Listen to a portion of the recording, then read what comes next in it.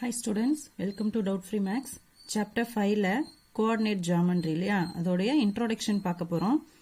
இப்போ coordinate geometry பொறுத்த வரைக்கும் straight line, slope, centroid, area of triangle, midpoint, distance between two points இதெல்லாம் உங்களுக்கு இருக்கு. இப்போ இது எல்லாமே equation தான். இந்த ஈக்குவேஷன்ஸ்க்கான ஃபார்முலாஸ் நம்ம ஈஸியாக தெரிஞ்சுக்கிட்டோம் அப்படின்னா எதுக்கு எதை அப்ளை பண்ணணுன்றத நம்ம கரெக்டாக பண்ணிடலாம். சரியா? இப்போ நான் சொல்கிறத நல்லா கவனமாக கவனிச்சுக்கோங்க. இப்போ இதை வச்சு தான் நீங்கள் சம் போட போகிறீங்க. ஃபுல்லாக நம்ம ஃபார்முலாஸ் பார்க்க போகிறோம். இந்த ஃபார்முலாஸை எப்படி அப்ளை பண்ணணும், எப்படி கொஷின் கேட்பாங்க, அதுக்கு எப்படி நம்ம அப்ளை பண்ணணுன்றதை நான் உங்களுக்கு ஈஸி மெத்தடில் சொல்லி கொடுத்துறேன். நல்லா கவனிச்சுக்கோங்க.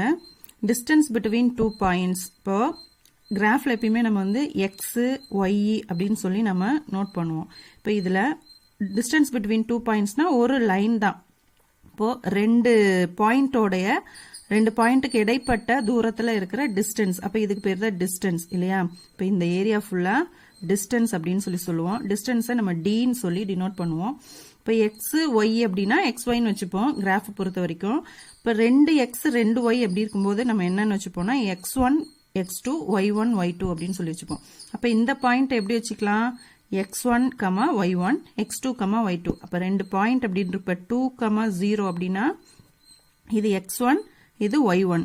இங்க ஒரு ரெண்டு பாயிண்ட் இருக்கு 1, 2 அப்படின்னா இது x2, y2.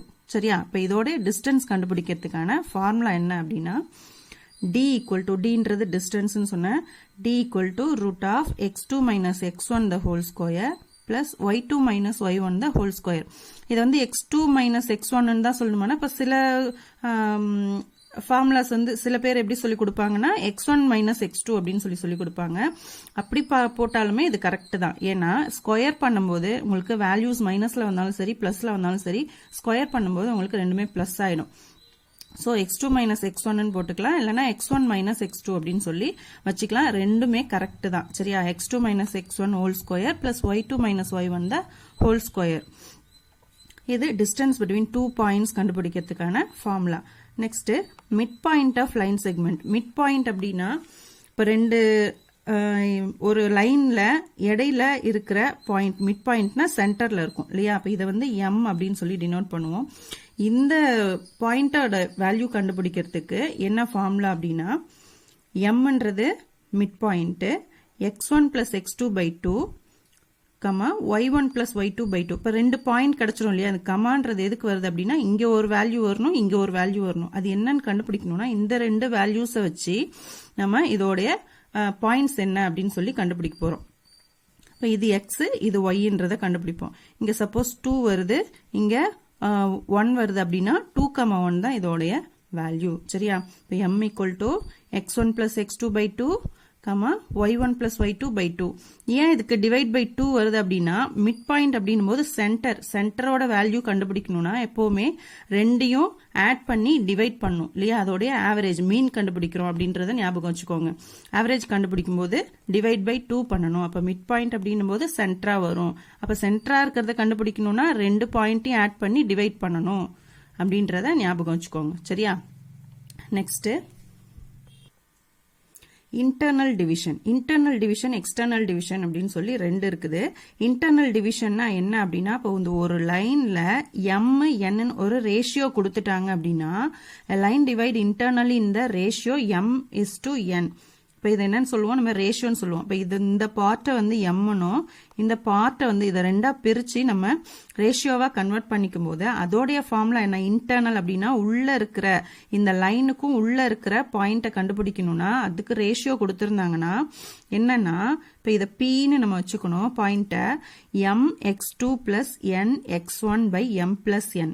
இன்டர்னல் அப்படின்னா mx2 plus nx1 by m plus n அப்படின்னு சொல்லி வச்சுக்கணும். ஒன்னும் கிடையாது, x2 பிளஸ் x1 தான். இந்த m-ஐயும் n-ஐயும் இது கூட மல்டிப்ளை பண்றோம், divided by m plus n பண்ணும். இந்த பாயிண்ட்டுக்கு என்னன்னா அதே சேம் தான் y2 y1 அப்படின்னு சொல்லி வச்சுக்கணும். m into y2 plus n into y1 divided by m plus n. இது சேம் தான், டினாமினேட்டர் m பிளஸ் n தான். இங்க என்ன பண்ணோம்? x2 x1 கூட m n மல்டிப்ளை பண்ணிக்கணும். இங்க y2 y1 கூட m n மல்டிப்ளை பண்ணிக்கணும். சரியா? இதுதான் இந்த இன்டர்னலி அப்படின்னு சொல்லி கேட்டுட்டாங்கனாலே நம்ம இங்க பிளஸ் போட்டு பண்ணிக்கணும். சிமிலர்லி இங்க பாத்தீங்கன்னா அடுத்தது external division. External division, a line divide externally in the ratio m:n.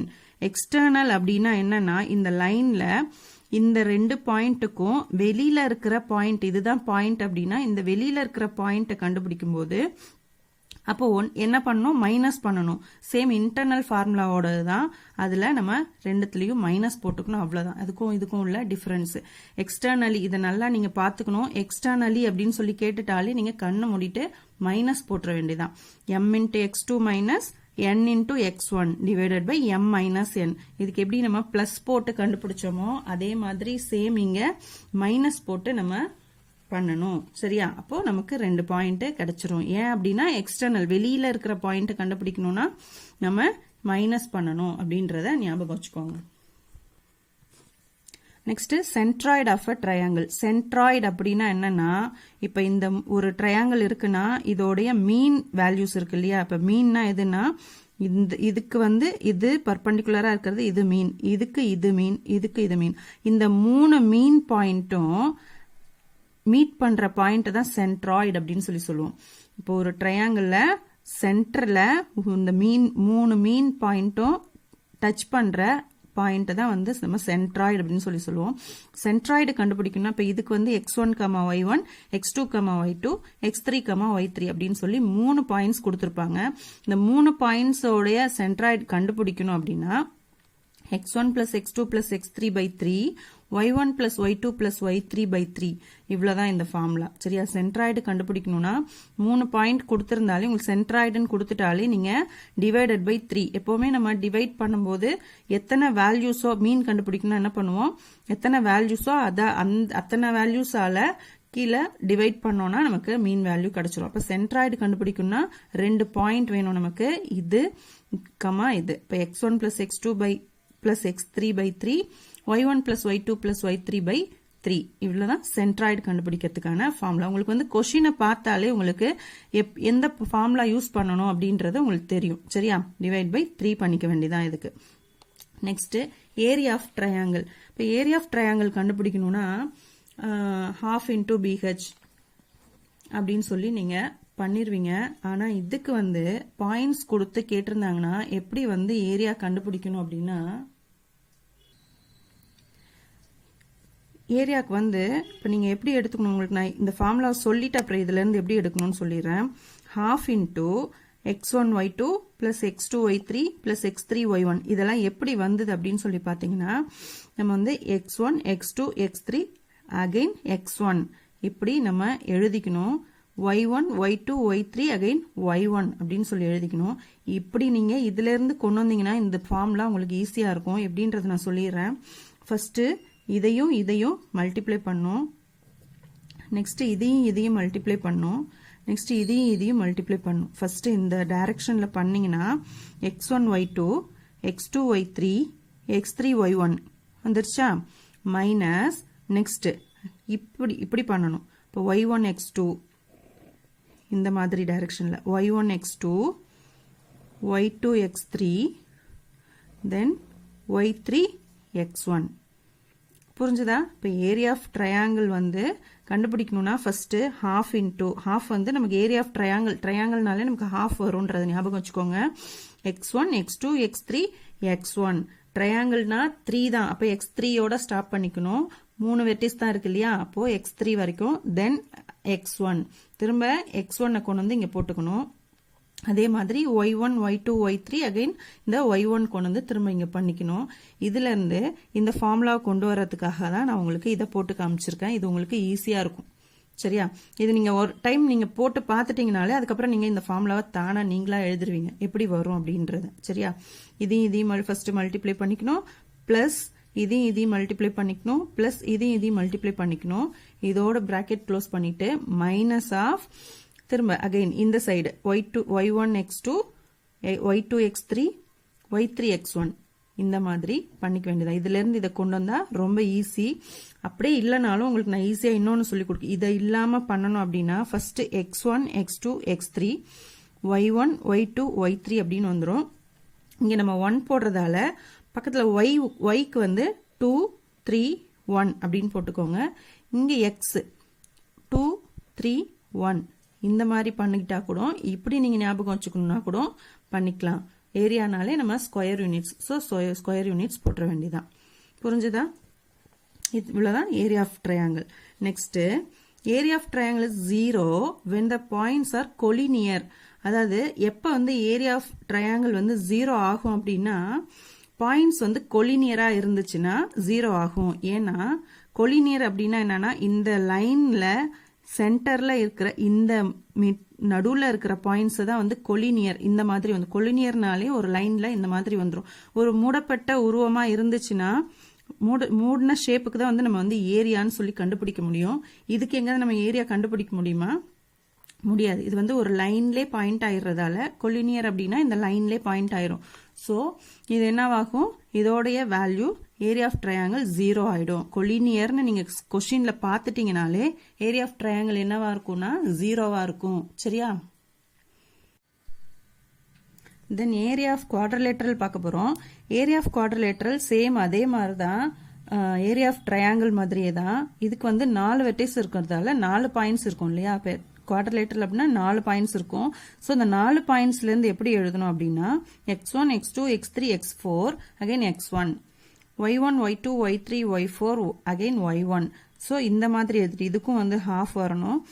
எழுதிட்டு இதை வந்து நான் முன்னாடி சொன்ன மாதிரி இதையும் மல்டிப்ளை பண்ணிக்கணும், இதையும் மல்டிப்ளை பண்ணிக்கணும், இதையும் மல்டிப்ளை பண்ணிக்கணும், இதையும் மல்டிப்ளை பண்ணிக்கணும். ஸோ என்ன பண்ணணும்? x1 y2 x2 y3 x3 y4 x4 y1 minus திரும்பவும் இந்த பக்கம் y1 x2 plus y2 x3 plus y3 x4 plus y4 x1. இவ்வளவுதான். இதை வந்து மைனஸ்ல எழுதிக்க வேண்டியதான். Square units. இதுதான் குவாட்ரிலேட்டரலோட ஃபார்முலா. சரியா? இதுலயும் இந்த ஃபார்முலாவை மட்டும் கூட நீங்க ஞாபகம் வச்சுக்கலாம்.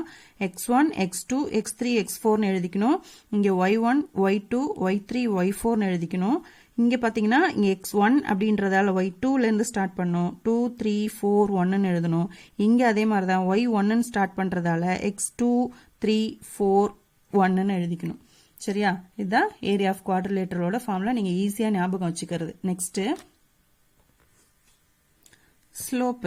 இப்ப ஸ்லோப்புக்கு வந்து a line makes an angle theta with x axis அப்படின்னு இருந்துச்சுன்னா, இப்ப x axisனா இந்த லைன் தான் x axis. இந்த லைன்ல ஸ்லோப் அப்படின்னா என்னன்னா ஒரு ஸ்லாண்டிங்கான ஒரு லைன் ஈக்குவேஷன் தான் வந்து ஸ்லோப்னு சொல்லுவோம்.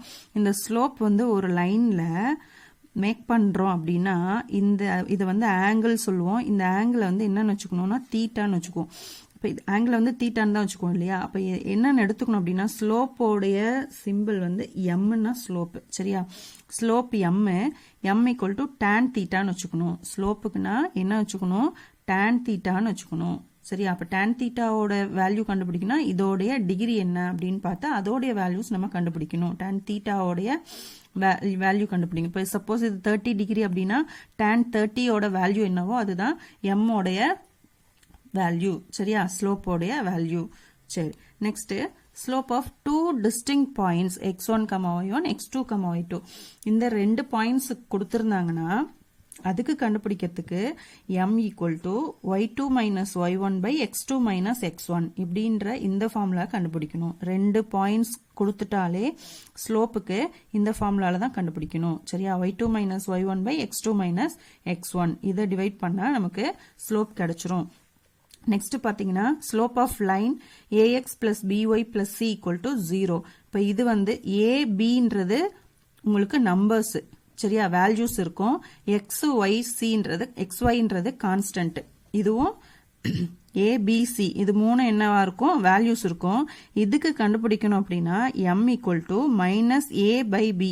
இந்த a டிவைடட் பை b இங்க என்ன நம்பர்ஸ் இருக்கோ அதை வந்து டிவைட் பண்ணீங்கன்னா மைனஸ்ல என்ன கிடைக்குதோ அதுதான் வந்து ஸ்லோப் ஆஃப் லைனுக்கான வேல்யூஸ் கிடைக்கும். சரியா?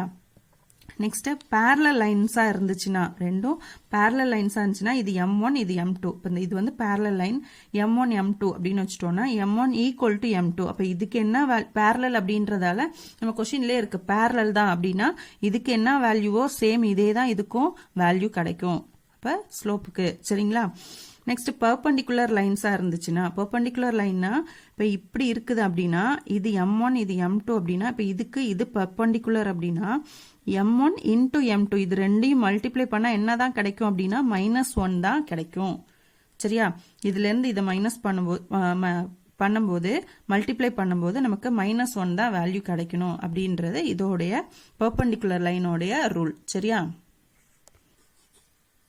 நெக்ஸ்ட் ஸ்ட்ரெயிட் லைன் பார்க்க போறோம் ஸ்ட்ரெயிட் லைன் வந்து என்ன கண்டிஷன்ஸ்ல கொடுத்திருக்காங்களோ அதை வச்சு தான் நம்ம ஃபார்முலா எடுக்கணும் so equation of straight line parallel to X axis இது எக்ஸ் ஆக்சிஸ்க்கு பேரலா அப்படின்னா இந்த லைனுக்கு பேரலல் லைன் ஒன்று போட்டோம்னா அதுதான் ஈக்குவேஷனா இருக்கும் which is distance at B அப்படின்னு சொல்லி கொடுத்துட்டாங்கன்னா இப்போ இதுல இருக்கும்போது இந்த ஒய்யோடது பாத்தீங்கன்னா எக்ஸோடது 0 ஒய்யோடது பி அப்ப இந்த டிஸ்டன்ஸ் என்னவா இருக்கும் b அப்படின்னு வச்சுக்குவோம் அப்ப 0, b தான் வேல்யூ சோ ஒய்யோட வேல்யூ என்னவா இருக்கும்னா b ஆ இருக்கும் இப்ப 0, b னா இது x0 y b அப்ப y ஈக்குவல் டு என்ன b டிஸ்டன்ஸ் அட் b ன்னு கொடுத்துட்டாங்கன்னா y ஈக்குவல் டு b ஏன் y போடணும் அப்படின்னா x ஆக்சிஸ்னாலே y ஈக்குவல் டு b அப்படின்னு சொல்லி நீங்க ஞாபகம் வச்சுக்கணும் x ஆக்சிஸ்னா y ஈக்குவல் டு b இதுவே equation of straight line parallel to y axis னு கொடுத்துட்டாங்கன்னா அதோடைய டிஸ்டன்ஸ் என்னவா இருக்கும் c ஆ இருக்கும் இப்ப இதுக்கு வந்து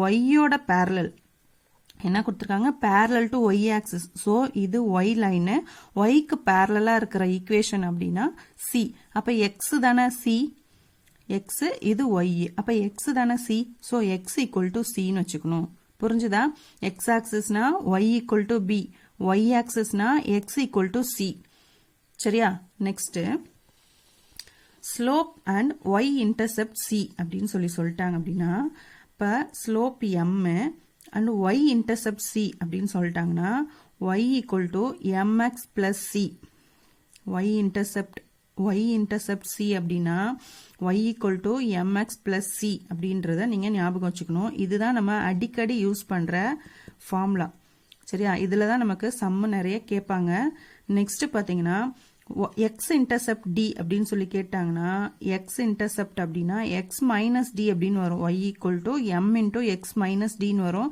இது வந்து 1 மார்க்ல கேட்கறதுக்கு சான்ஸ் இருக்கு சோ இதுல நம்ம அதிகமா சம் போட மாட்டோம் இதுல கேட்கவும் மாட்டாங்க சோ இத நீங்க ஞாபகம் வச்சுக்கணும் 1 மார்க்ல கேட்பாங்க இல்ல காம்படிட்டிவ் எக்ஸாம்ஸ் எதை அட்டெண்ட் பண்ணீங்கன்னா அதுல கேட்பாங்க சரியா slope m and x intercept d அப்படின்னு சொல்லி கேட்டாங்கன்னா m into x minus d இதை நீங்க ஞாபகம் வச்சுக்கணும் சரியா next equation of line with slope கொடுத்துட்டு லைன் வந்து எங்க பாஸ் த்ரூ ஆகுது அப்படின்னா ஆரிஜின்ல பாசிங் த்ரூ ஆச்சுன்னா ஆரிஜின் அப்படின்னாலே 0, ஓ ஆரிஜின் 0, அப்படின்றத ஞாபகம் வச்சுக்கோங்க ஆரிஜின் அப்படின்னாலே y equal to mx மட்டும்தான் ஏன்னா இப்போ y equal to mx plus c அப்படின்னா இப்போ இந்த c வந்து என்ன ஆயிடும் ஆரிஜின் அப்படின்னும் போது c என்ன ஆயிடும் 0 ஆயிடும் சோ இப்போ y equal to mx மட்டும்தான் இது மட்டும்தான் இருக்கும் இல்லையா சோ ஆரிஜின்னாலே 0, c வராது c 0 ஆயிடும் so y equal to mx மட்டும்தான் சரியா ஸ்லோப் கொடுத்துட்டு பாசிங் த்ரூ த ஆரிஜின் கொடுத்துட்டாலே y equal to mx மட்டும்தான் இந்த ஃபார்முலா நீங்க ஞாபகம் வச்சுக்கோங்க சரியா நெக்ஸ்ட் 1 பாயிண்ட் கொடுத்துட்டு ஸ்லோப் கொடுத்துட்டாங்கன்னா என்ன பண்ணணும் அப்படின்னா y minus y1 equal to m into x minus x1 இந்த ஃபார்முலா ஞாபகம் வச்சுக்கணும் 1 பாயிண்ட் கொடுத்துட்டு ஸ்லோப் கொடுத்து கேட்டாங்கன்னா இப்போ 1 பாயிண்ட் அப்படின்னா வேல்யூஸ் வந்து ஈக்குவேஷன்ல வரும் yயும் xம் வரும் ஒரு பாயிண்ட் அப்படின்னும் போது y1 x1 மட்டும்தான் வரும்ன்றத ஞாபகம் வச்சுக்கோங்க y minus y1 equal to m into x minus x1 1 point அப்படின்றதால y1 x1 மட்டும்தான் சரியா நெக்ஸ்ட் 2 பாயிண்ட்ஸ் கொடுத்துட்டு ஸ்லோப் கேட்டாங்கன்னா 2 பாயிண்ட்ஸ்னா y minus y1 by y2 minus y1 ஏன்னா இப்போ 1 2 அப்ப ரெண்டுமே இருக்கும் இல்லையா 2 பாயிண்ட்ஸ்னாலே y1 y2 இருக்கும் x1 x2 இருக்கும் சோ இந்த ஃபார்முலால நீங்க ஞாபகம் வச்சுக்கணும் y minus y1 by y2 minus y1 equal to x minus x1 by x2 minus x1 சரியா? Next X intercept and Y intercept அப்படின்னு சொல்லி கொடுத்துட்டாங்கன்னா இப்போ இது எக்ஸ் லைனு, இது ஒய் லைனு, இதுல இது வந்து ஈக்குவேஷன். அதாவது இந்த ஈக்குவேஷன் வந்து என்ன ஆகுது, எக்ஸ்லயும் இன்டர்செப்ட் ஆகுது, ஒய்லயும் இன்டர்செப்ட் ஆகுது அப்படின்னா இந்த ஈக்குவேஷன் இப்படிதான் இருக்கும். அப்ப இதுக்கு வந்து கண்டுபிடிக்கணும் அப்படின்னா x by a plus y by b equal to 1 இப்படின்றத நீங்க ஞாபகம் வச்சுக்கணும். x intercept y intercept கொடுத்துட்டாங்கன்னா அப்ப ரெண்டுத்துலயும் இந்த லைன் வந்து இன்டர்செப்ட் ஆகுதுன்னா இதோட இது என்னவா இருக்கும், 0, b இருக்கும், இங்க வந்து a, 0 இருக்கும். இதுல வந்து x 0 இருக்கும், இதுல y 0 இருக்கும். சோ இதுக்கான formula x by a plus y by b equal to 1ன்றத நீங்க ஞாபகம் வச்சுக்கணும். Next parallel to ax plus by plus c equal to 0. இப்போ parallel அப்படின்னா இந்த லைன் வந்து ax plus by plus c அப்படின்னு சொல்லி கொடுத்தாங்கன்னா அப்ப இதோடைய parallel லைனுக்கு என்னவா இருக்கும் அப்படின்னா இது மட்டும் k ஆயிடும். ax plus by plus k ஆயிடும். சரியா? புரிஞ்சுதா? parallel to இந்த லைன் அப்படின்னு கொடுத்துட்டாங்கன்னா அப்ப இந்த லைனுக்கு parallel இருக்கிறது என்னவாகும் அப்படின்னா இந்த c மட்டும் k ஆயிடும். புரிஞ்சுதா? Next perpendicular to ax plus by plus c அப்படின்னா இப்ப parallel லைன்னா அப்படியே அது மட்டும் k ஆயிடுச்சு. perpendicular லைன் அப்படின்னா இந்த லைன் வந்து ax plus by plus c அப்படின்னும் போது அப்ப இதுக்கு வந்து இந்த லைன் perpendicular லைன் என்னவா இருக்கும் அப்படின்னா இந்த ax வந்து bx ஆயிடும், மைனஸ் வந்துரும், ay ஆயிடும், பிளஸ் k மட்டும் அப்படியே வரும், ஈக்குவல் டு 0. புரிஞ்சுதா? இப்ப என்ன ஆகும் அப்படின்னா இந்த BA மட்டும் இன்டர்சேஞ்ச் ஆயிடும். B வந்து எக்ஸுக்கு வந்துரும், A வந்து ஒய்க்கு வந்துரும், சென்டர்ல என்ன ஆகும்னா மைனஸ் ஆகும். இது இப்படி இன்டர்சேஞ்ச் ஆகிறதால மைனஸ் ஆகும் அப்படின்றத ஞாபகம் வச்சுக்கோங்க. பிளஸ் கேன்றது அப்படியே தான் இருக்கும், ஈக்குவல் டு 0. புரிஞ்சுதா ஸ்டூடெண்ட்ஸ்? இதை வந்து சம்மில் நீங்க வந்து அப்ளை பண்ணும்போது நம்ம ஒன்னொன்னையும் நம்ம விரிவா பார்க்கலாம். எப்படி வந்து ஒரு கேட்டிருந்தாக்க எப்படி நம்ம எந்த ஃபார்முலா அப்ளை பண்ணணும் அப்படின்றத நான் சொல்லி சம் நான் உங்களுக்கு சொல்லி கொடுக்குறேன். ரொம்ப ஈஸியா இருக்கும். இதுல ஏதாச்சும் டவுட் இருந்தா கமெண்ட் பாக்ஸ்ல கமெண்ட் பண்ணுங்க. தேங்க்யூ.